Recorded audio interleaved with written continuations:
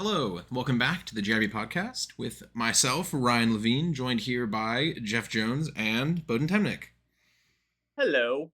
It's been a Hey, while. It has been a it's yeah. while. There's been some scheduling conflicts, which, it's fine. Hopefully it won't be this long again next time, but we have enough stuff to talk about, I guess, at least. So, what has happened since our last episode? Did we there When was was our last YCS. episode? We Let's have a talked look. about Rarity Collect. It was like over a month ago.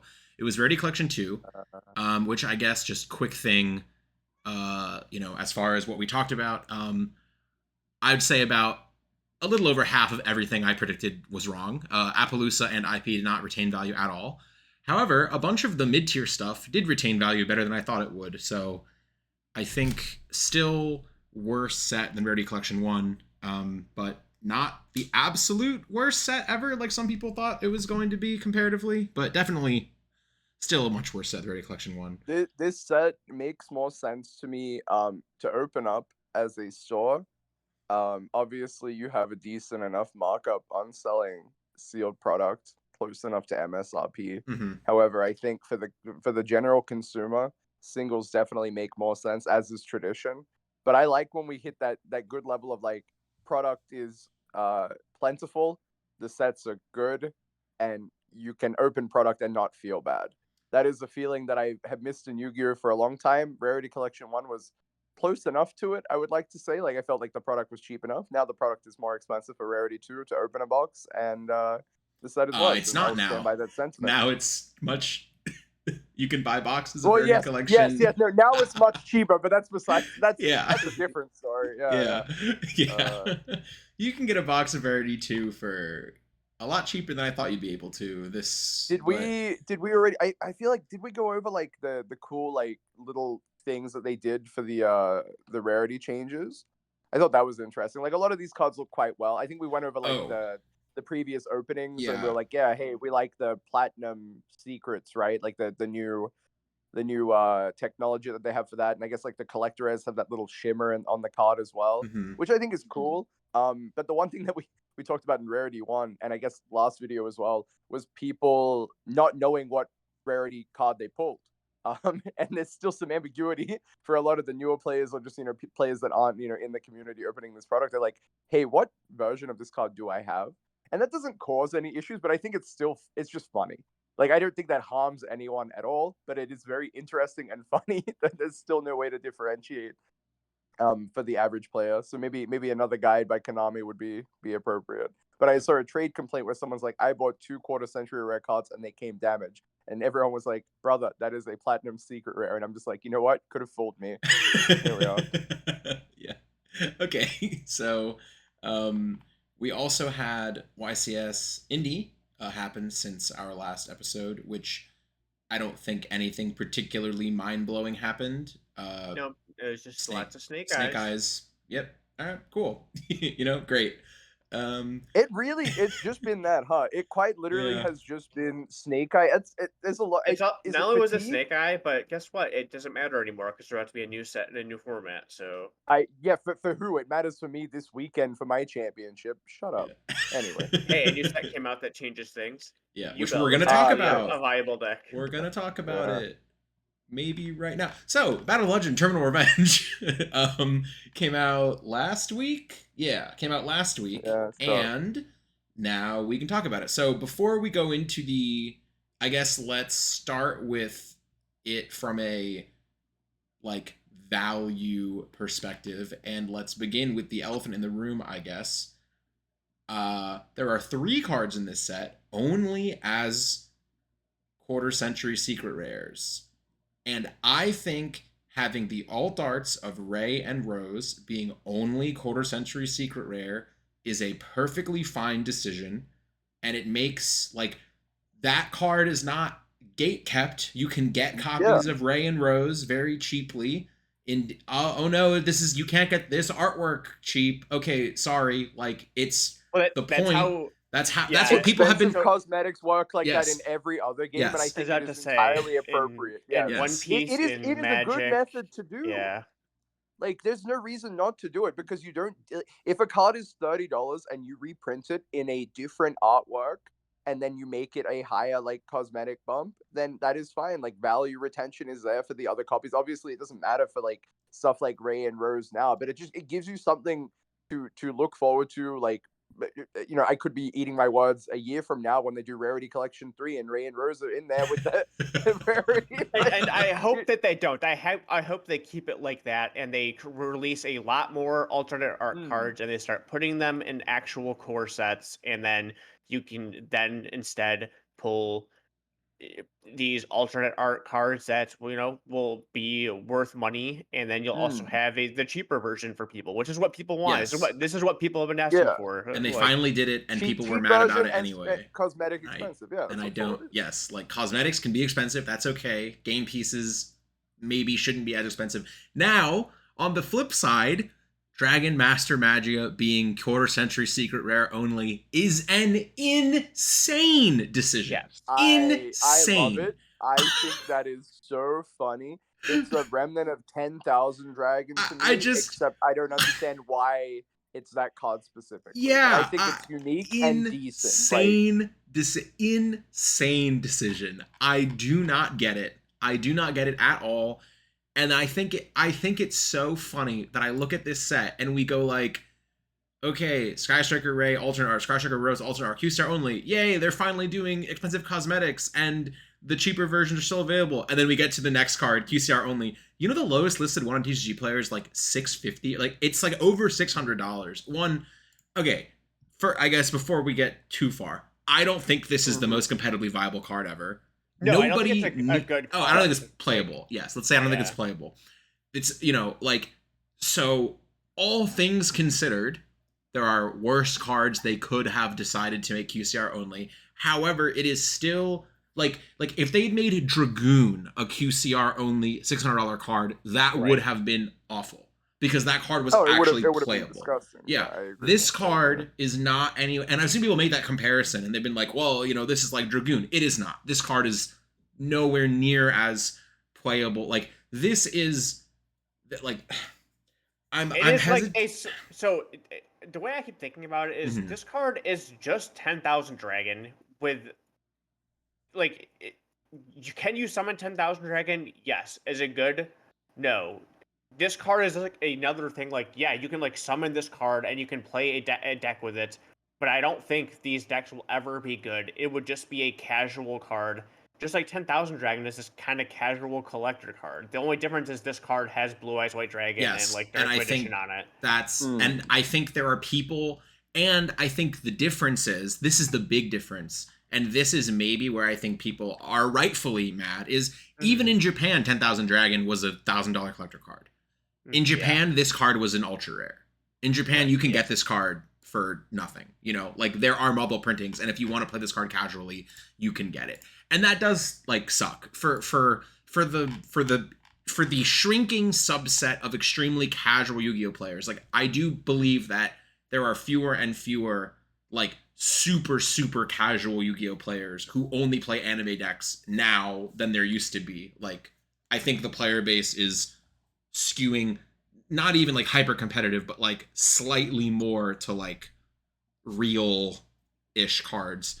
But for the people that wanted this card and, like follow the game like casually and have been like, oh, this came out in Japan, 6 months ago, and then it comes out here and you can't get it because it is borderline unattainable. It is, hundreds of $100. I do see why that is like why, people are upset about that. And like, I don't care about this card, so I don't personally care, but I do understand why people would be upset about it. And like, it is just weird. It's one of those one step back, or one step forward, two steps back type things where they like, it was just weird to do both in the same set. But. So yeah, I don't think effect monsters really should be kept behind high rarities that are $1,000. Because like, what if tomorrow we could all wake up tomorrow and there could be there's a Blue Eyes deck coming out. What if they added Blue Eyes Fusion Spell in that new structure deck for Blue Eyes? And it makes this card summonable. Yeah, yes. And then all of a sudden this card is broken. And and it's like, oh, you want to play the Blue Eyes deck? Okay, well you need this card. I guarantee if that happened, we wake up and this card becomes $2,000. Yeah. Probably. So So again, not great. I would not rather just have alternate art cards be super high rarity and hard to get, and exclusively and that kind of rarity, and not this kind I of also just card. think there wasn't a reason to not just also have, this is the cover card of the set. There isn't a reason for this not to just also be a secret rare. Like, it is really baffling, but I like, it's I don't know, this is weird. Like, this one is weird to me. Like, I really don't get it. And it's one of those things where, like, it sets a bad precedent. Because if they're doing it with a card like this, which, as you said, there is a new Blue Eye structure deck coming out in Japan soon. And it is possible for some hyper-specific card to make this much, much easier to summon. And as we were calling this card bad, if this card is on your field, it is not bad. It is bad because you cannot summon it reasonably, right? Yes. Like, you cannot summon it reasonably, which is a problem with most cards that are not, many cards are strong. They're just not easy to actually kind of get on your field. There could be a Blue Eyes card, as you said, that makes this, that just says summon this from your extra deck. It could be Blue Eyes branded fusion, send cards from your deck and extra deck to the graveyard. Yes. Fusion summon one monster that requires a Blue Eyes card. Yes, just send 3 Blue Eyes and 1 Blackluster Soldier, and you summon it. And, like, here we are, right? And it's like, oh, great, like, that's a thing, Yeah. But yeah, I'm hoping that doesn't happen. Like, or I'm hoping that if that does happen, they reprint this, which would be even that would be even crazier. They would just put this, but that would be disgusting, wouldn't it? Yeah. That would be disgusting. Anyways, okay, let's not dwell too much on this card, but I think just addressing it is like, it is an odd decision. I don't really agree with it, and I don't necessarily like the precedent that it sets in the future, but there are more relevant cards it could have been. But yeah, it is just kind of weird. So, I guess let's move on to let's really quickly just talk about, like, the other, like, QCRs in this set, like, real quick, just like rarity upgrades or whatever. I think it is so funny. We were talking about Rarity Collection 2 and how it had a bunch of branded cards. And I think I said, I can't believe they didn't just throw Branded Fusion in here and call it a day. And here we are, Branded Fusion QCR. In this set, great. Branded Fusion and Lubellion. Yeah, and Lubellion. Not Mirror Jade, thankfully. Mirror Jade is in the set, but they did not make it a QCR. Like, it already has a Starlight, and making it a QCR again would have been just been so crazy. I hate when that happens. Yes, but yes. So I think it is very funny that they just put Branded Fusion and Lubellion in here, and like now, like, Max Rarity branded might now be the most expensive deck ever, I think. Other than somebody's gonna be like, Teledad, when Crush card was a prize card, sure, like, that's not, you know what I mean. I mean, I think this also might still be more. Ultimate Rare, Snake Eye Ashes, and QCRs, Diabell Star, and Wanted. I feel like that's still way more. I just think there are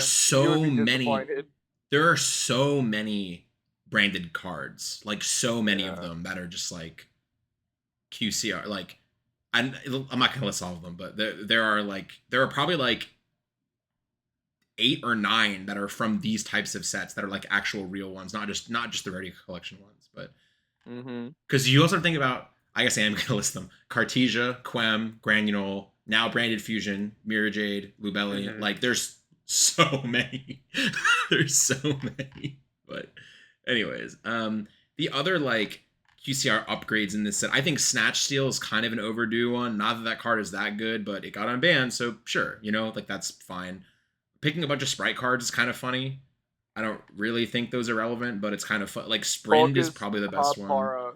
Is also very Orcus Harpar. Orcus Harpar reminds me, it's sort of the same type of deal of, like, when they did Spiral Quick Fix, right? It's like a card that was insane broken when it was relevant, and now it's like, who cares? But it's still, like, it's kind of cool. Diviner is hilarious because it's ultimate in the OTS pack.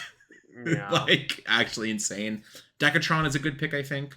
I think that card's like, and all the Infernoid support, Decatron is like a real card, maybe. So I think that was just a good idea. Phantom of Ubel is a new card, but also getting Secret Rare and QCR was a good decision, I think, because that deck has a couple QCRs. And if you want to make that deck really high rarity, you can, right? Like, and then if you don't want to, it's still kind of expensive, but it's not as expensive. I think that's kind of it for like. So I think it's weird they chose like Proxy Magician. I don't even know why Proxy Magician even was in this set. It was like in an Yeah. OCS Super not that long ago, and it's also Starlight. And I'd rather see something like I think, or not Starlight, but like QCR. I think like Subsitoad would have been a cooler Yeah, QCR than that. I Like, am kind of shocked. So I guess for the record, I guess I will say because somebody will comment it. It was an OTS Super 3.5 years ago, so not that recently. oh, okay. But I feel like I just remember opening a pack recently. Maybe yeah, they gave me an old they OTS pack they of very locals. I opened one. they very reasonably could have given you the one. And it's like I think it's funny that this is a card that kind of screams to me like this set was made 5 months ago, and it's like when this card was played in Rescue Ace to make what's it called, Mud Dragon, you know, like before Princess and SP came out. You know what I mean? So this is like one of the really weird ones. Yeah, like I don't know why this one was QCR. Yeah, I think Substitute is the only real like miss as far as not giving something QCR. Like I think that card probably should have gotten QCR. Everything else, I think they picked pretty good ones. I also think don't it's think what's this card called? The Summon Skull. Like this card is unplayable and like not really yeah. that cool. I'd rather have that gone to like one of like the newer cards that are actually like played. Sure, I agree. I maybe would have liked to see one there- of the alt arts of the returning card, like the Alti Kanahawk alt art. As much as I hate the Ritual Beast deck, I feel like that could have been a reasonable pick. If they did more of these alternate arts are only QCR, I think that still would have been like much cooler. I think Oh they just yeah, did like I think they just would have been much cooler. like if they did Void Imagination alt art only as QCR. Oh, that would have been Yeah. cool. Yeah, if they just made all the alt arts QCR only, that would have actually been sick. Oh well, I mean it's fine. This is still like, yeah. I think this set is just like kind of like a mid okay. I think I guess my thoughts on this set are the reprints are not a compelling enough reason to buy this set. So if you are not interested in one of the new decks being introduced, I don't think this is a product that somebody would enjoy opening, right? Like if you do not have a desire to build the new Infernoid deck or the new Ritual Beast deck, I don't know what is in this set for you. You're gonna mention Ice Barrier? Unbelievable. I literally forgot. Or the GenX deck. If you're not trying to build one of those 4 decks, I don't think there's enough here to like you know what I mean? Like no, much of the set you would just invest in the singles anyway. Yeah. Like, yeah. So much of the set is just to the archetypes. Like they reprint like 10 Infernoids. You know, like if you don't want to build an Infernoid deck, not even all the cards are even reprinted. Yeah. Like there's cards missing for all the decks. Like there's Deviati, there's stuff for the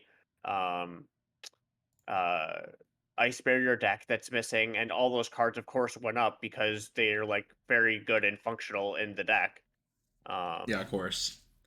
But thank God we got Ancient Gear Dragon. Maybe the fastest I've ever seen a V-Jump promo get printed. Phantom of Ubel is $1.8 million. Yeah. Yes.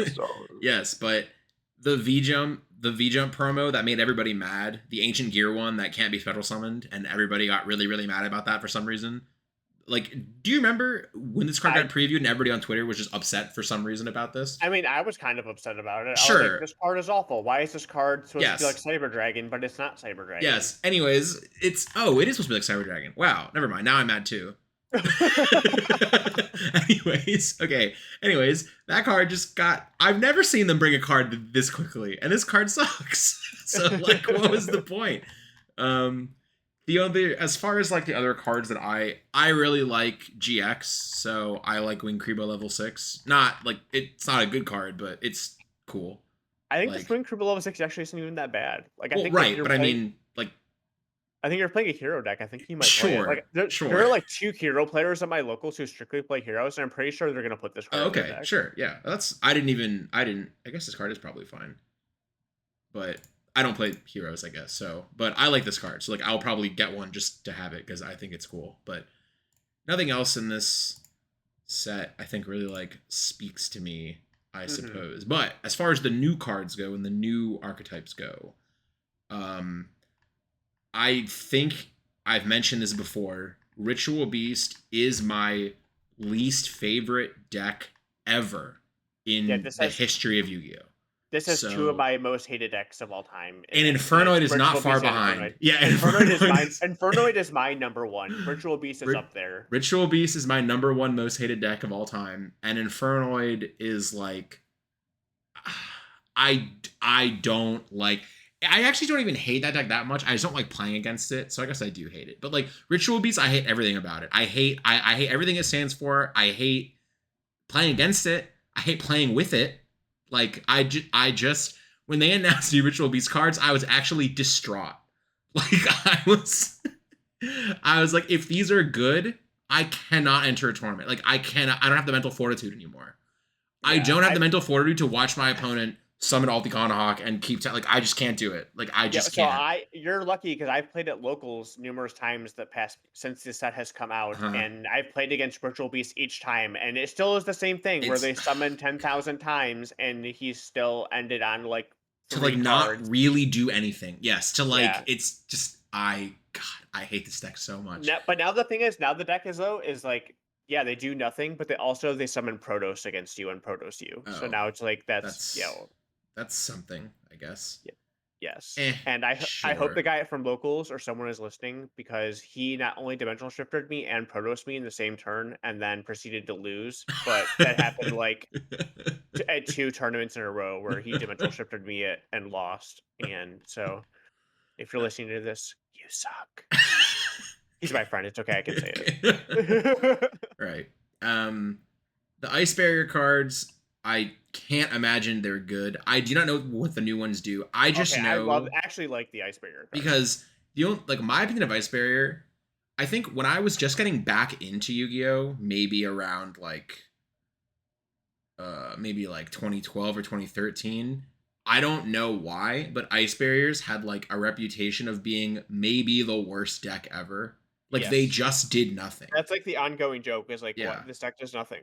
This deck does literally nothing. And like every time they make new Ice Barrier card, there are like so many new ones, and I just can't imagine they do. They made a structure deck with them. Oh, I know. They made an entire structure deck, and they were still awful.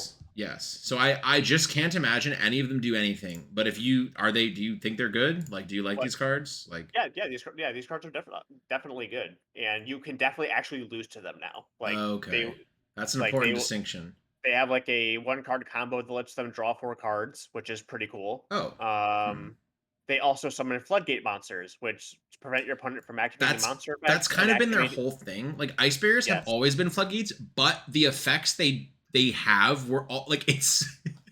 I would always read them and be like they're all the Ice Barriers are like, if you control another Ice Barrier, your opponent cannot do X thing. But the things they restrict were always like so inconsequential and so funny that like I don't know. Did these finally make them not be able to do something that matters? So they have one that just says that your opponent cannot activate like graveyard effects while it's face up on the field. That's an effect that matters.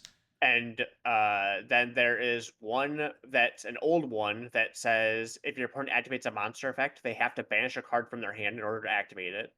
And then there's another one that says your opponent, it's literally anti-spell. Your opponent has to set spells before activating them, and they cannot be activated at the turn they're set.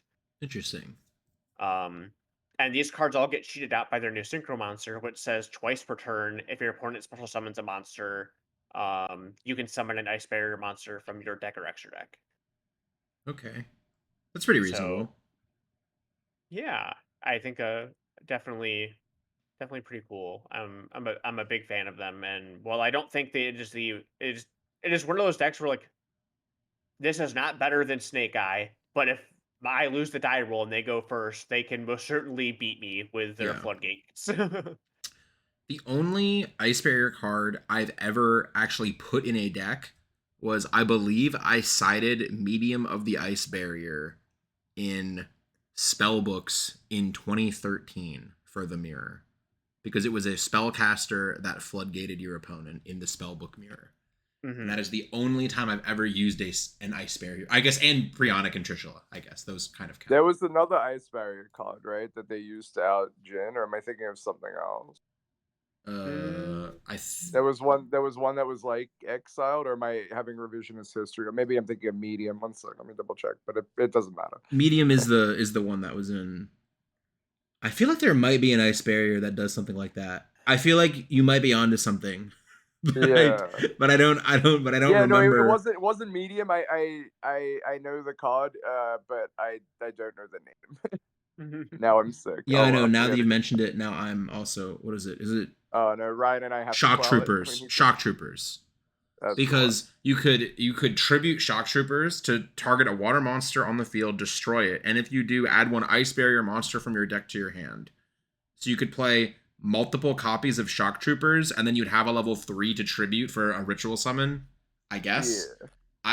I didn't play that card, but now that you've said it, like, it's literally bringing back memories. Like, I remember people. You get what I mean, right? Yeah, yes. like that was definitely that was a card people put in their deck. having. Yes, I remember. It wasn't a warrior, so it was phased out pretty quickly because people were like, "Oh, we can just play warriors, search them with Rhoda," which is at 3 at that time for some reason.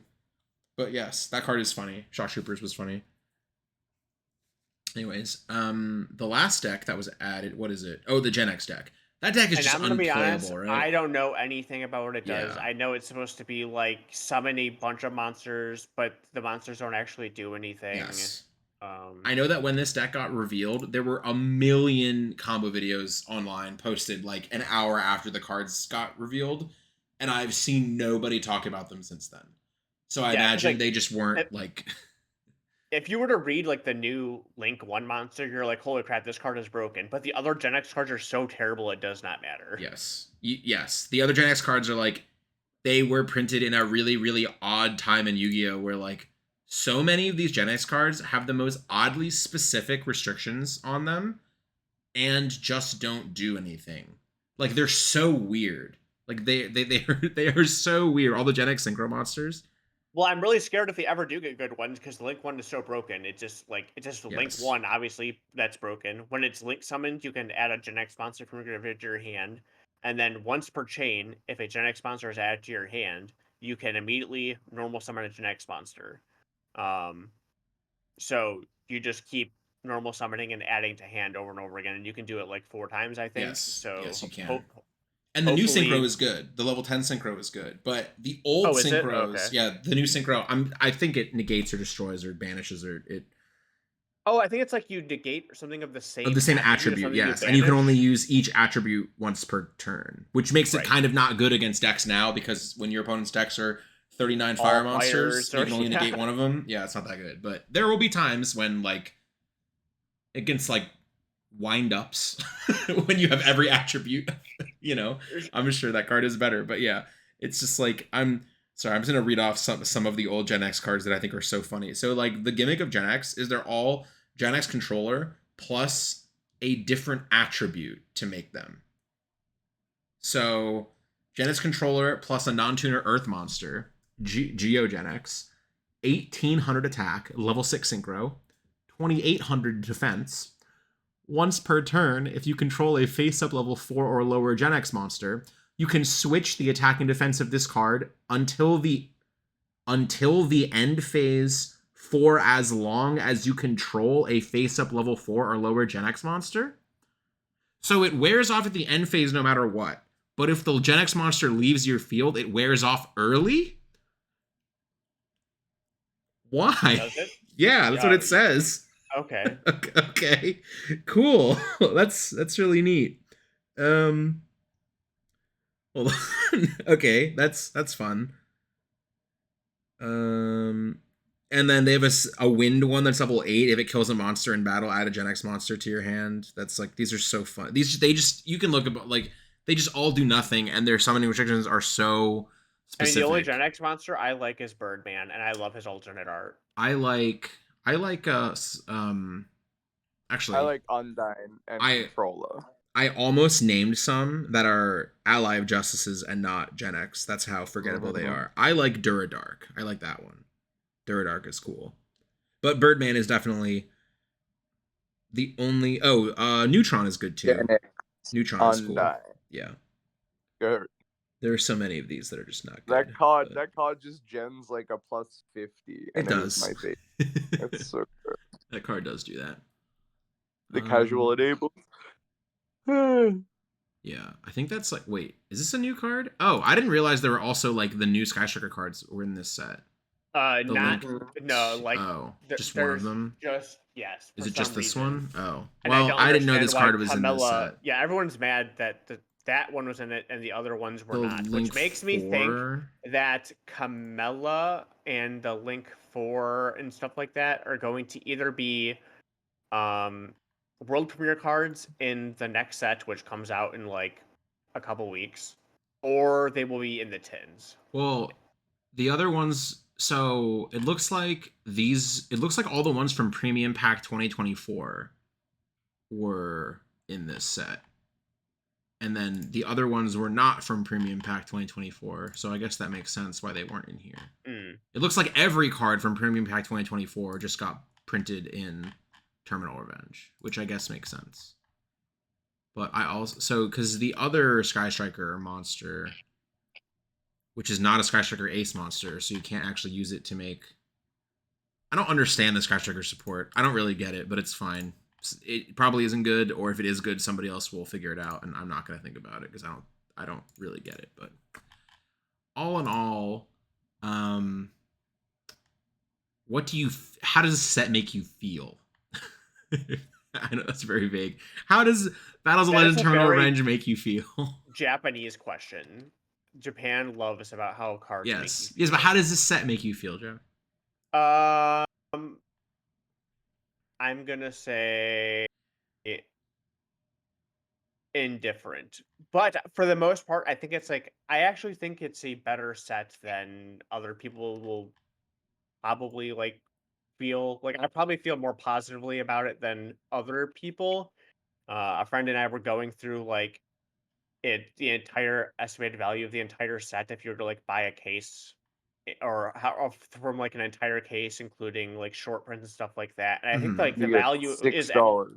the value is actually like quite good. So I think there are cards in here that for fans of these like decks that people will like. I think a lot of them are very cool. It does a lot of things right with the alternate arts and stuff like that. I wish they would lean more into that. And I hope they do more of that in the future. So I would say I would be like if this set didn't exist, it would be fine. But the fact Sure. but the fact that it does, Yeah. I think this is like a pretty positive set and kind of where it's in a direction I hope they go more in the future. Can things be better? Of course, things can always be improved upon, but I think this is like a pretty good step, honestly. The only thing I think is a little bit strange, I don't really understand why they just reprinted the Albaz structure deck randomly at the back page of this set. Like cards 103 onward are just the cards. Actually, not no card. The problem that I have is some 107 of the rarities haven't even adjusted, right? Like you had the Mirror Jade is still ultra. Yeah. Like yeah. Golden Sword Soul's ultra. Spriggan's Kid is ultra confusing. again. Yeah. Yes. Sure. Yes. Yes. You Many have the of these cards opportunity randomly. to do what you love to do, which is just put stuff in, obscure rarities. Yeah, it's exactly what people needed. It was like Mirror Jade. I mean, yeah, like this could have been better. Like Mirror Jade and stuff just did not even have to be in this. Like, yeah, or as ultra again when it already comes ultra. Like, you know what I mean? Like it doesn't. I guess like you put Infernoid before Nunku in here. Why didn't you put Deviati in here? What was the point of not doing that? Before I eat my words, let me see how much a copy of Mirror Jade from the Albaz structure deck cost last month. Last month, a copy of Mirror Jade from the Albaz structure deck before this reprint was announced was 45 cents. Do we think Mirror Jade was about to spike if they hadn't put it in this pack? Probably not, but I guess like. And shockingly, Branded Fusion from the Albaz structure deck didn't even go down. It's just still like $2 or $3. So make of that what you will. Oh, did anyone figure out why the card Guard Dog is in this set? So my next thing I was going to ask was going to be those little odds and ends. Because I watched somebody open a box of this at Locals, and when he put a copy of Guard Dog on the table, I felt like I was having an existential crisis because this card has only one. I mean, okay, technically it has 2 other printings. One of them is Dark Revelation 4, but that set does not exist. So it only has one other printing in Enemy of Justice, which is the first new set that came out when I was playing. The very first time I started playing Yu-Gi-Oh! The first new booster pack was Enemy of Justice. And this card is a common in Enemy of Justice. So I have seen this card before. And in fact, a week prior, I found a box of old cards that was just commons from Enemy of Justice, Force of the Breaker, and Tactical Evolution. And there were copies of Guard Dog in that bulk. So when he pulled this card out of his pack, I felt like I was losing my mind. And is this an Edison card? Like, is this a card that people, like, flip? Your opponent cannot scuttle from them for the rest of this turn. How is that useful? On TCG Player bought 9 of them, so someone wants. Somebody wants Guard Dog? What? Yeah. I have never seen this card be used. I only even knew this card existed because I happened to have pulled a common of it 18 years ago. I just don't. Yeah, that one baffled me. I think the end of Anubis is kind of funny. This was like this is like maybe this probably did need a reprint, honestly. It was like it's like a side deck card for the Chimera deck, right? Sorry, what? The Chimera deck? Chimera, yes. Yeah, and it was like kind of getting up there. Like the cheapest one was like $5, which is not like crazy, but like for a card like this, like you shouldn't be paying $9 for a turbo pack rare as your only option for this card. You know, like it is, I guess, haha funny. The only rarities this card's ever been printed in are Ultra and Secret, and Ultra again, and then Rare, and they reprinted it as a Secret, which like their options were Ultra and Secret. So like, I just hate it when they reprint cards the same rarity. It makes me so upset, so irrationally upset. But like, it's fine, I guess. Sengijin's kind of funny. Like that's like a funny reprint. It's been a long time. They really needed to get it changed. Oh, because it is a Millennium card, right? Yeah. So it needs to be, or it's whatever the archetype. Like you can search this off of whatever, right? Off whatever card in the new set. In the next set. The what? Can't you search this off the cards in the next set? Yeah, like now that it's a Millennium card. Yes, like, yes. Yes, they did. I think this is a card that could have been in an OTS pack. I don't think this is a card that needed to take us. Like, the name Arata type cards, I do not think should be in packs like this. I think they should be in OTS packs. I think that's kind of the point of OTS packs. And, like, it just kind of is one of these things where, like, some of these products, I just get confused what the point of some of them is. Like, when I guess it doesn't really matter. Like, it's kind of a nitpick, but I feel like this is not a card that should be in like a set like this, but it is what it is, I suppose. Substitute, as we mentioned, this is a really good reprint. This card's needed a reprint for a while. This card's been really, really expensive for Time Wizard, so I'm glad to see it, getting a foil reprint finally. And then the probably most important, somehow we hadn't mentioned this yet, the most important card in this set, in my opinion, is Phantom of Ubel, which I am not super familiar with how this card changes how the deck plays, but I believe it changes it a lot. Yeah. I wish that they had put it in the product listing like earlier. Sure, obviously they alluded to it, but it was not set in stone until reveals that happened. So it definitely skewed a lot of testing for the people playing Central America did have it legal, I'm pretty sure, because I think Ritual Beast. Yeah. So Central, South, and Oceania didn't know Phantom of Ubel was existing. So you had this like ambiguous testing of like, is this card gonna be legal or is it not? And I feel like that was kind of unfortunate. So I definitely didn't get to play a lot of Ubel in between Master Duel and everything else. That would have been nice, but it definitely changes how the deck functions. That card just goes infinite.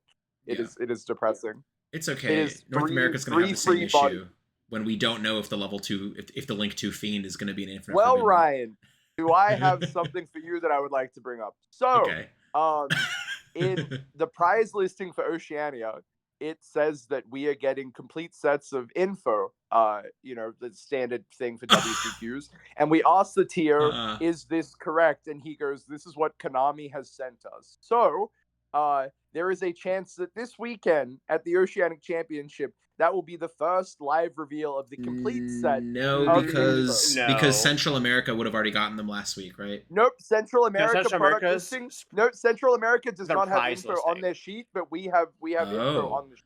However, That I'm would going to be I'm going to hilarious. say that they are not going to have them for you, and they will just mail them to you. Probably. I would not be surprised, but it seems like extra busy work. that so is maybe there is a interesting. chance. That happens all the time. They Yeah. love putting things off for extra busy work. Uh-huh. Yes. Okay. That is interesting. Okay, so it is possible that it's possible that we'll see the whole set this weekend potentially. Interesting.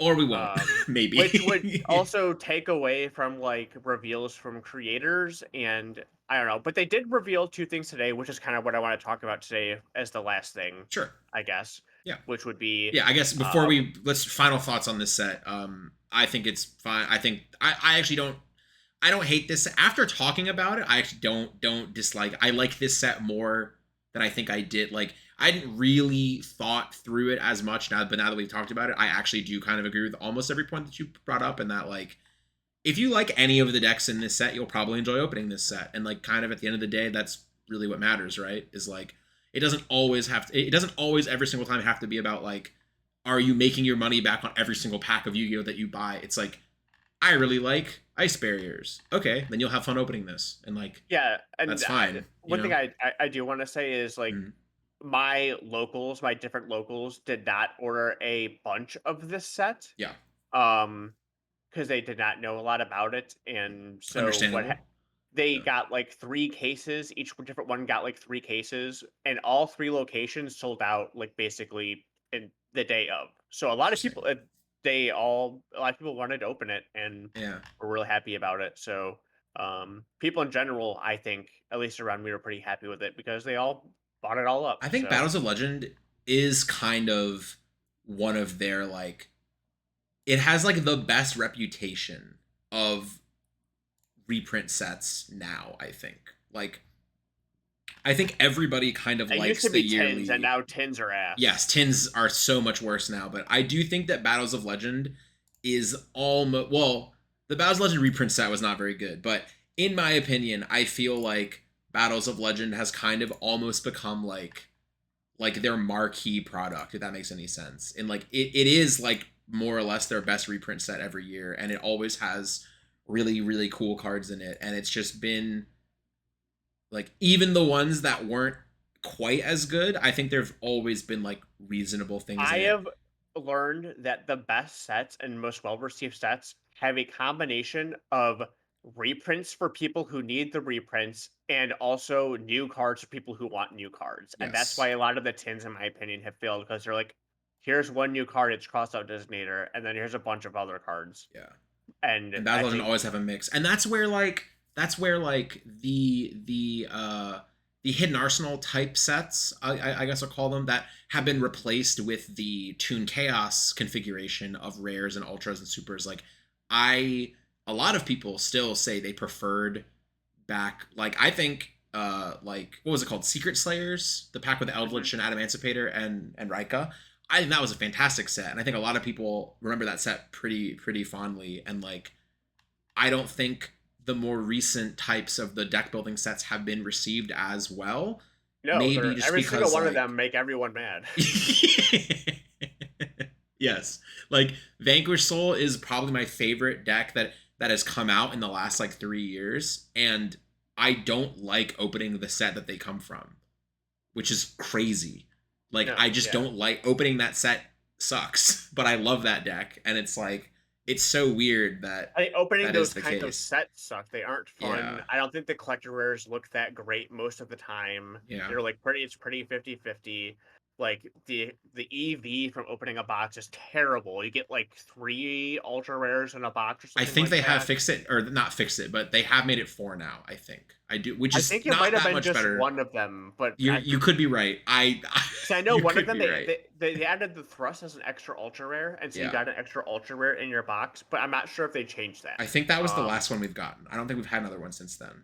That was Maze of Millennia. I don't think we've had a deck building set since then. And Maze which of is Money isn't a weird. deck building set, but it's like a similar type thing. Yeah. It has the same configuration of rares and Ultras and ultras collector's and rares, collector's right? rares. Yeah. And then they added QCRs to them as well, which doesn't really do that much for me, but does a little bit, I guess, right? Like they added QCRs to the, or was the Centurion set before that? It was, right? It was before Maze of Millennia, I think. I don't remember, but it doesn't really matter. Yeah, I do think that Bow's Legend is usually pretty good every year. I think the only real issue I have with Bow's Legend is Rainbow Dragon was not a Starlight rare in the Crystal Beast Bow's Legend set, and I will never forgive them. I will never forgive them for that ever. They put like 10 Starlight rares in that set and somehow didn't put Rainbow Dragon, and that's unacceptable. So, other than that, you know, Bow's Legend always a good time. So yes, you wanted to talk about the piece of information revealed today from the giant cards, I imagine, is what you were going to talk about. Yeah, for Infinite Forbidden. So yeah. So what Infinite Forbidden coming up very fast. It's going to change a lot for a lot of different decks. It's going to be huge for the WCQ season for basically everyone except for Bohdan, unfortunately. And what we have known before this is that there's going to be a new world premiere deck in it. We don't know anything about it, not even a hint. I forgot that we don't know literally anything about it because in my head, it was part 2 of a terrible throwaway deck that we got this. What even was the world premiere deck that we've had the last? I don't even remember what it is. How easily you forget. It was the Ashened deck. Oh, those were. Oh, wow. Yes. Oh, with wow. Vados and stuff. Yep. Dark Souls deck. Yep, I know. Wow, I forgot those were the most recent one. I don't know why I thought there were just more Ashen cards, and I was like, that doesn't matter. But no, and usually there is like some sort of hint of what they were, or what they are, or anything like that, and they did it with the Ashen. But this one, nothing at all. So again, which makes me believe that they're going to be bad. But we could get a new like world premiere card that's similar to like Garura, and that card like changed a lot of how that card actually like redefined our format, which is kind of crazy to think about. Tier limit with that card was like, wow, our tier limit deck is way better than Japan. Yes, significantly better actually. So that's stuff that we have to look forward to. But we also knew that the card Millennium Ankh, which is for the Millennium deck, was a secret rare. This card is terrible. But there's always some of those. But we learned that the Mulcharmy Perulia and Fiendsmith Engraver are secret rares, and I do not find either of these too surprising. Perulia, pretty divisive card. I would say a lot of people think this card is broken or this card is terrible. I am of the opinion that this card is just fine. This card is kind of just like a what is the card's name? The Phantasme. This card reminds me a lot of Phantasme. I think it's worse than Phantasme. Against some decks, yeah. Like there are a lot of times where like even in Japan you see that they use Phantasme and not this card in their side deck. Yes, and the argument that people say, well, obviously Japan doesn't play this card. They have Maxi Legal. They have Maxi Legal and they still play Phantasme because that card's actually good and like does something. I don't know. You keep going, but I have a whole thing about this card later. But you keep going. Yeah, I think this card is just fine. It's good against some decks, not good against others. It's whatever. This card, like, I remember when Ash Blossom first came out as a secret rare. Do you remember how much Ash Blossom was? So it's funny because is this a rhetorical question or are you actually like? I actually cannot remember. Okay. For some reason I want to think it was $70, but I cannot remember. So I will give you some. I think about this more often than I should. Ash Blossom, when it came out, like sneak peek, and for the first couple weeks, was about $70. Which, thinking about that now in hindsight, crazy, actually dirt. Like, that card, if a card as impactful as Ash Blossom came out now, that card would be $180. Like, you know what I mean? Like, Ash Blossom being $70. Every deck since it's existed. Yes. It's really not in the Ash Blossom, I've probably not gotten more value out of any purchase in my entire life than 3 copies of Ash Blossom the week that Maximum Crisis came out.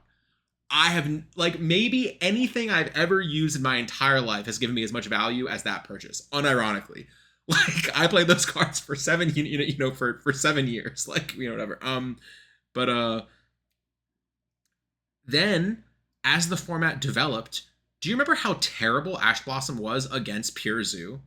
Like the pure Zodiac deck, it was like Yes. unplayable. And a lot of people did not main Ash at the WCQ. Some people didn't even side it. I think probably siding because it was really good against True Draco. So I think siding it was probably right. I still mained it because there was a lot of True Yes. Draco at that. I played against Yes. more True Draco than Pure Zoo at that tournament. But a bunch of people didn't even side it. Ash Blossom at the WCQ was like a $30 card because it just wasn't played. Like people just didn't. It came out in the one format ever where it was not an auto include like staple, which I think is hilarious. And then obviously the rest is history. It's been the most played card in Yu-Gi-Oh history since it came out. After that, like after Zodiac got banned, it has literally been the most played card of all time. So the more you know. But yes. So when I think of like just like they come out with like hand traps that are like super good, like, and this is like obviously one of these cards that you would look at like, wow, this card is a really good hand trap. This card is just a side deck card. I think this card might like pre-sale for like $100 and then steadily drop. This is a card that'll go in some side decks, not all side decks. I don't think this card is going to be super crazy. There is like a weird pocket now of like Twitter discourse when it comes to discussing the price and or viability of this card, where people think we are gatekeeping when we say that this card is not the be all end all of the format. It does not replace Maxi. It functions entirely different to Maxi. However, it is a playable What do you mean? card. What does that mean? What do you mean by gatekeeping? They think we are saying this card is not playable, so people don't play it, and to keep the price. Like, I don't know. There's some. I'll try and find the tweets. It doesn't make sense. I would love all of my opponents to have this card in their deck. I would love that. I have been working on, so I was working a lot on Master Duel to do well for Master Duel, and then I've also been working well for my WCQ. And with me and the people I'm working with, most of us don't even know if this card's going to be in our side deck for. Yeah, I don't think this. Okay, like it is very possible that this card, like something more impactful to actually deal with fields, is in my deck. Oh yeah, absolutely. The way I see this card as like similarly. Actually, I think this card is worse than the cards I'm about to talk about. I think very, very, very frequently people complain about staples. I'm going to use staples in air quotes. Like when Forbidden Droplet was expensive, or when Evenly Matched was expensive, or when Lightning Storm was expensive, and they were like, something. These cards, like you can't top. You don't play these. They're so expensive, and like the only reason I don't top is because I don't have this. And then you look at the deck lists that actually top, and like nobody was playing these cards, like, or they were playing like one of them. Like sometimes just like cards like this, like tech cards in Yu-Gi-Oh, phase in and out of being good so quickly and like so specifically that like, sure, I understand it can be kind of overwhelming to like when you want to be prepared and you're like, you don't know when a card will be good and you feel like you have to own all of them. It can be kind of, like frustrating, but in the grand scheme of things, like you do not need to own most of those cards. Now they're all pretty affordable. And I think if you play Yu-Gi-Oh competitively, it is a very good investment to just own Lightning Storm, Evenly Matched, Forbidden Droplet. Like those cards are, like just a couple dollars. And like, that is probably one of the furthest and like the furthest you can get like for your money as far as investments are concerned, like for cards are just like the generic ones that are super cheap from Rarity collection. But it's like for a card like this, I'm going to say it now. And like, sure, I could eat my words on this, but I really don't think I will. The NAWCQ will have 64 top cut slots, right? I am going to say if 0 people main deck this Molchummy card, like I think 0 people are going to have it in their main deck, that top. I would be absolutely like shocked, floored if more than like a couple people main it. This is giving Ultimate like, Slayer vibes yes, from 2022 sure. almost, And where it's like this is a card you might need, and it can be functional when the metagame is appropriate, and it might have some very, very good, it might line up quite well into certain matchups, right? Like that's Mhm. just what cards like this tend to be, and we'll see it fall in and out of metagames. There'll be a point where it is played for maybe the entirety of an event in someone's main deck, and they might do well, but it will, be matchup dependent, and then you'll see people play it again, be like, damn, why does this card suck? They won't know why they don't put it into every matchup, or like it doesn't function this way and that way, and then it'll fall off again, and it'll go back to the ultimate Slayer circle. Just constant looping of like, this card might be good, this card isn't good, and like obviously by the end of it we realize Ultimate Slayer just fell flat because it's too slow for modern Yu-Gi-Oh. But Yeah. Yes, but I truly think this card is this card is not a generic sorry, I need it's to not. People want it to be generic. People want this to be a generic card. It's like this card, if you draw phase this, you go draw phase, discard, you will draw one card against a lot of decks. Many decks, you will draw exactly one card because they will normal summon, and that is all. Right? So many, and at most, I cannot think of a single deck. Like, some decks you'll draw two. Other than Flunder, I cannot think of a single deck in the current format that's like capable of giving you three cards. Maybe or if they Fire or King, they can and don't have to. or they just like they just won't. And unlike Maxi, where Maxi, if your opponent doesn't give you cards, it's because they are stopping significantly short of their end board. Yeah, like for the a Snake card Eye deck like- will be like normal summon Snake Eye, Ash, special summon Poplar. You will draw two, and then they will do their whole board, and maybe they won't summon Diabellstar, which didn't really matter, and it's like, sure, in the instance of you do that and then you go Ash, Poplar, and then you have another hand trap, and then they're forced to summon Diabellstar, then you've drawn, then you're at a +2, but you already hand trapped them, and like they're gonna make their board anyway. It's like, oh my god, I don't know. I can see this being like, it's then there will just be times when there will be times you don't pair this with any other hand traps, and yes, you will just draw one additional card essentially, and they'll just do their whole board, and you'll just lose because this wasn't a card that actually did anything. Like, it's like, oh god. I guess the disconnect that I'm having is, even in this card's absolute best case scenario, this card is 1,000 degrees removed from Maxi. And people comparing this card to Maxi blow my mind. Like, actually blow my mind. That they think this card is even a little bit comparable. Mm-hmm. I just don't imagine you draw, also because this card essentially has to be draw phase, or else your opponent can just normal summon, and now half the value of this card is just gone. Like if you don't draw phase this, your opponent just goes normal summon Snake Eye Ash, you go, I guess I'll chain this to Poplar. Congratulations, you drew one card. What's, if you draw phase this and your opponent just is playing Labyrinth, sets cards, or they're playing any other deck, any deck that doesn't do that, you're just throwing a card away. And it's like, I don't think this card is mainable, for the same reason that cards like Phantasme in more recent times have not been mainable, because it is not nearly as generic as people are saying it is, or has been. Also, not even that is that like you're gonna main this card, and what, like, at least cards if I'd rather just play Joel and Lockbird over this card most of the time. Also, if you go first, you can't even play this card, right? Yes, that's what I said. You can't even access this card. Yeah, you can't have this card if you go first. That's the other thing. This card, I don't know. I think this card is I guess the reason, again, I have this crazy disconnect, and why I'm just tripping over my own words here, is I've seen so many people say, this is the end of Yu-Gi-Oh! This is just as good as Maxi. This will be $150 and whatever. And it's like, I think this is a below average card. I think this is a card that,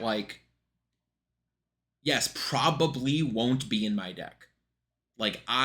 There would have to be I would have to identify some really specific matchup that this card is really good against.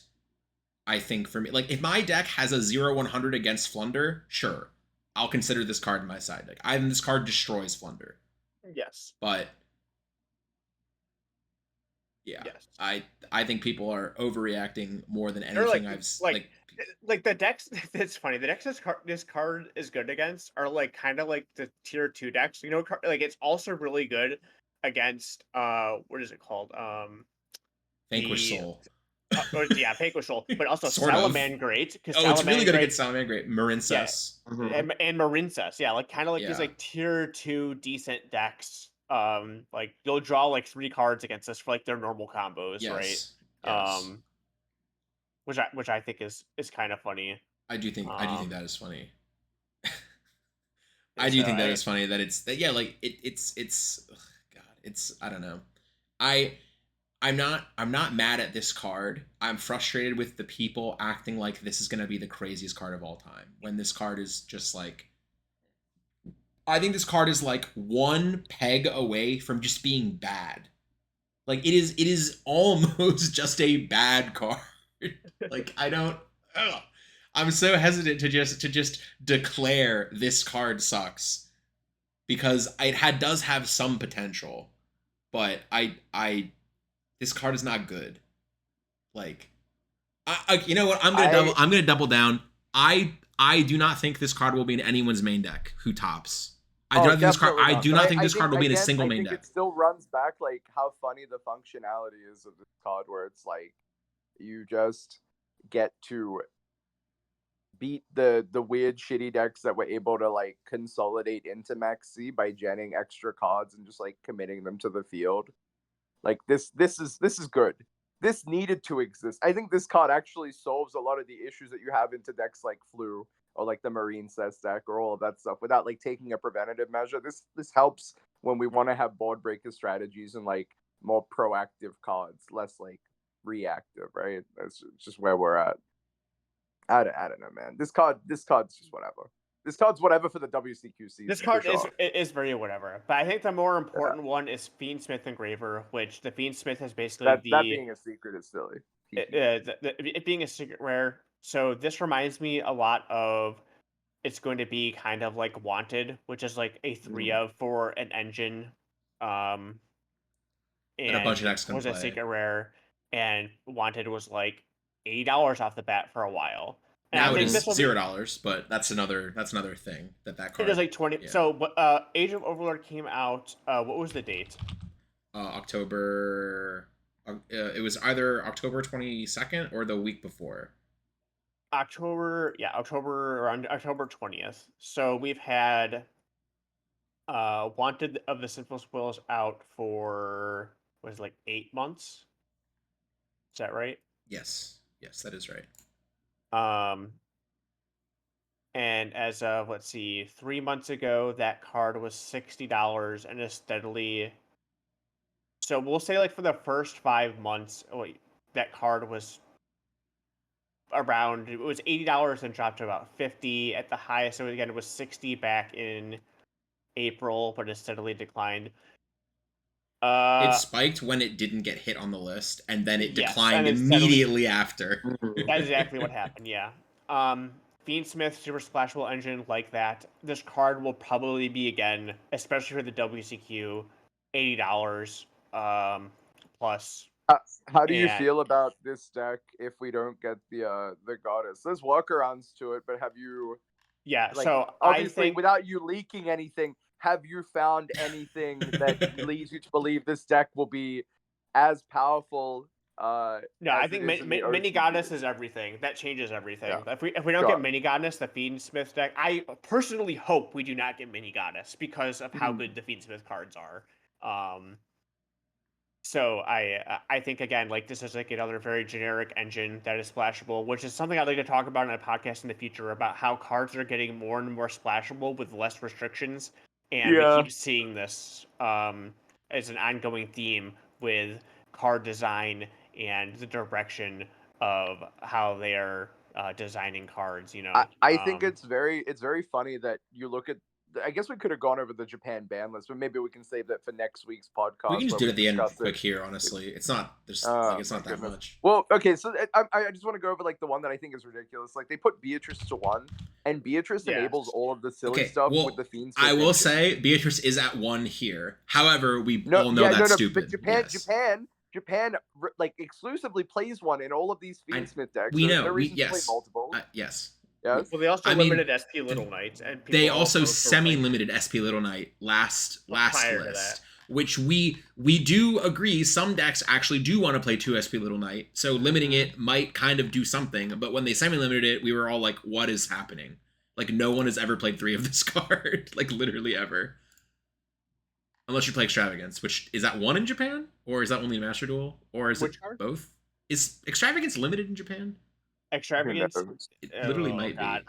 be. Because I was playing Master Duel so much, I cannot remember which one is which. Let's see. Pot of Extravagance. Let's see. What are we working with? Pot of Extravagance. It is I'm gonna semi-limited say in that- Japan. Okay. That's the word. That's the answer I least expected. I guess banned was the one I least expected, but oh, it got semi-limited on their April list. Like it got semi-limited like just they semi-limited SP, the same list they semi-limited Extravagance. Oh, weird. God. Oh god. Really makes you think. Really does make you think. Anyway, sorry, continue. So yeah, I mean, I sort of say I know a lot of people are going to be like, "Oh my god, I can't believe Fiendsmith going to be another expensive Yu-Gi-Oh stuff." It'll be expensive for a little bit, and I think it'll also dip again. And if we don't see the mini goddess, I think also we'll see less of this in engines. I think really it thrives most in the Ubel deck. Yeah, Without without the mini mini goddess, goddess. you can still play it in Ubel, right? And it's still like a reasonable. Yeah, other yeah. things going on, or It's still pretty rough, but yeah, I guess Sure. it's fine. I think it's. And like, I think it's quite obviously good, but... you lose the the 1 card application, right? That's the big one. It's more pairings now. You need to use an additional body to get into your Fiendsmith stuff. yeah. Yes. Yeah. Which is whatever. Or you could play a funny deck with 4 Mud Skipper into the Magical Musketeer link into something like that, which also exists. And you go infinite. It is disgusting. You just access Beatrice and you can turn skip them. It's just another fun deck that you might end up playing against at the WCQ if this mini goddess doesn't exist, I suppose. But Yeah. uh, But if you're not playing at the WCQ, good. Do not spend money on this card if it's like $100. Just wait, because Yes, as you we've seen do- with Wanted and these You other do cards, not need, and the Molchummy card. You do not need this Molchummy card. You yes, do if not need Molchummy, it. If if you Molchummy is $100, please do not. you do invest not $100 need on it. You do not need it. I promise you, well, you do not okay. need it. I want to add to you guys saying you do not need it. I think you should do your own testing, and you should proxy these cards or play on an unofficial. If $100 is a lot of money to you, you do not need this card. Yes, quite literally. That's- However, if you are in your rich, testing, do whatever you you want. have determined that this card is Yeah. good. By all means, purchase I mean, it. if And this card you is should not handicap yourself going into a WCQ because you were just going to complain about it afterwards. And if you've already, obviously, as Ryan said, if $100 is too much to you, then by all means, you don't have to purchase it. And you can, just don't test it all. Nothing matters. But like, if you get to the point where you test and this card is tested well for you, don't feel bad if you make the effort to get it, because obviously you found that this card is good. So I want to stand by that as well, because I think a lot of these people don't test. Well, I'm going to be honest that if the only way for me to get this card was to spend $300, me personally, I would rather just play play Nationals without the card. I just would. I get you. But if I tested this card and it has been the best card in testing every single time, then I will purchase it. But maybe that's just me. I mean, I've done that at events. I have bought cards at events for more than just that event. I probably should have. Yeah, just because I thought it was the difference. Yes, I understand your sentiment. However, Molchummy ain't it.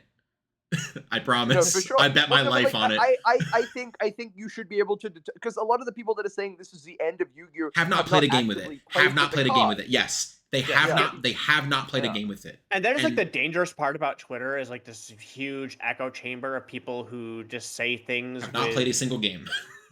Yeah. like, It reminds me of like the oh my god, this is gonna be like another tangent, like the Dunning-Kruger effect, where like a little bit of knowledge can be just like really dangerous. Dunning And Kruger is my favorite. Is my favorite. I love that. Which yes, I will explain very very briefly. I recommend if you have never heard the Dunning Kruger effect, you should just Google Dunning Kruger effect, and you'll get a little chart that I love. It is a it's a I am hesitant to call it a theory because I think it is a little bit more proven than a theory. it's a psychological. Yeah, it's a psychological.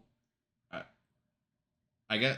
anyways, I'm gonna call it a theory, but I think it's a little bit. There's more evidence to it than that. Where when you just start something and you know you have no knowledge, you assume your skills are very low, and then as you slowly accumulate knowledge, you compare the knowledge you have to the knowledge you used to have, and you go, wow, I was level 0, now I'm level 10. I know so much more than I did, and you think you know everything. And then once you get to level 15, you see that the level cap is 1,000, and you understand you know nothing. And then you kind of go back on the slope of, oh, I don't actually know anything. And it's very, very, very, like, it's, you can see it very, very, very frequently where people get a little bit of knowledge about something and then declare themselves as experts because they do not know what being an expert actually means on a topic. And this is not shade any specific individual. This is like just an overall thing. Yes. I do not have anybody in mind specifically when I'm explaining this. I'm just It is something that happens very often in our day and age with the internet because people think, yes. like do your own research, Google your stuff. I Googled this, so I know it's true. But like, that's okay. not how anything should work. I would much rather let the people that actually know what's going on explain than read an article about something.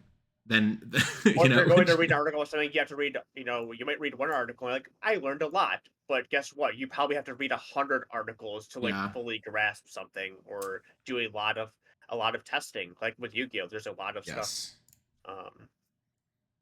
involved. And yes, so. if you determine through your own rigorous testing that Mulchummy is the best card against X deck for X reason, which I admit could be the case, then yes, by all means, it wouldn't surprise go for it. me. Like, do not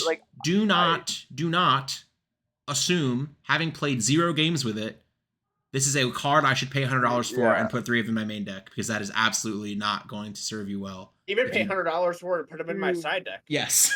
Yeah. Yes, I agree.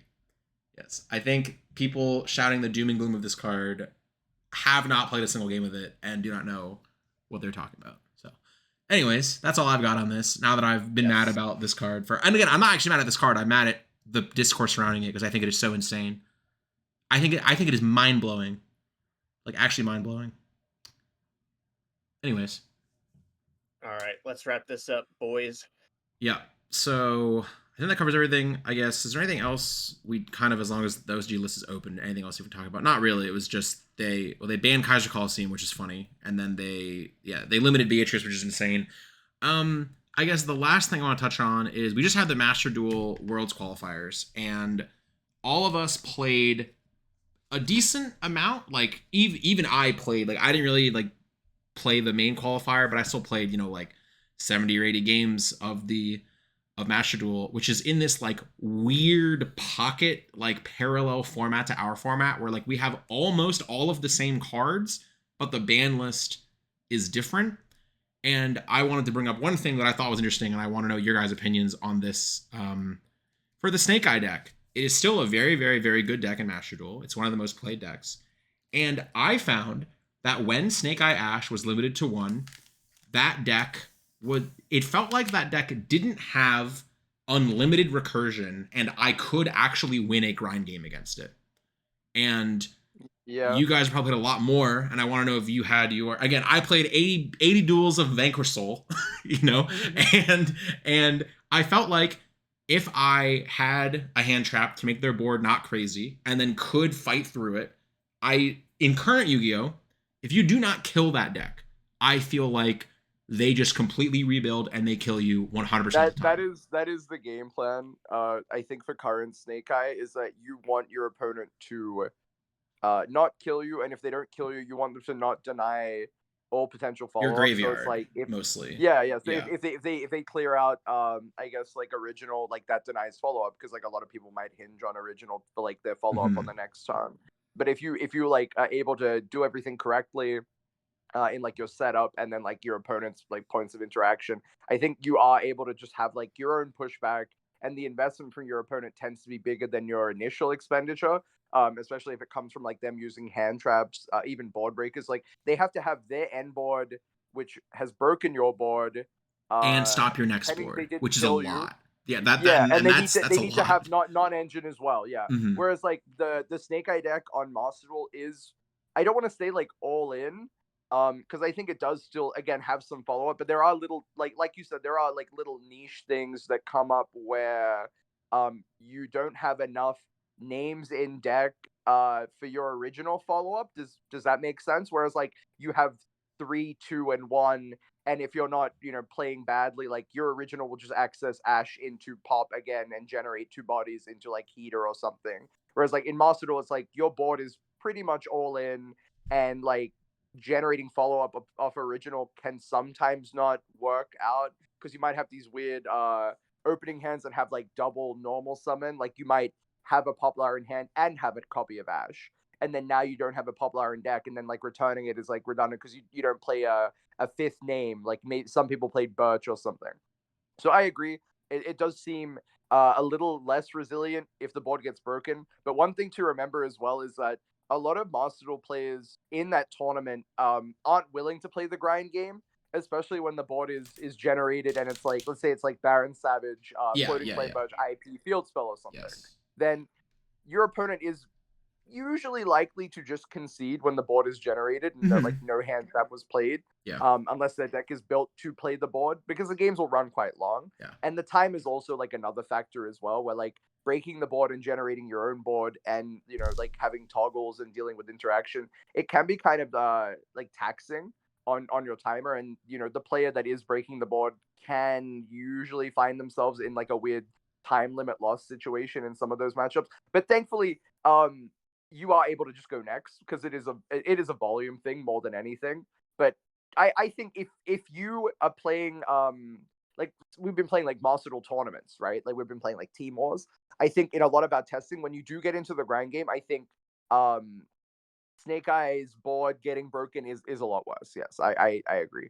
It's not comparable to TCG at all. Yeah. Like it's just not even close. And yeah, like losing the additional copies of Ash specifically, I think is huge. But the funny thing is, I still feel like they open Ash. Oh, plus, I was also going to bring this up. I was going to also bring that up, that I felt like they still always had it in an opening hand, and it like tilted me. But then it didn't matter because they didn't have enough for follow up. And I see Japan limiting Snake Eye Ash, and I see, okay, limited Master Duel very quickly, limited in Japan now.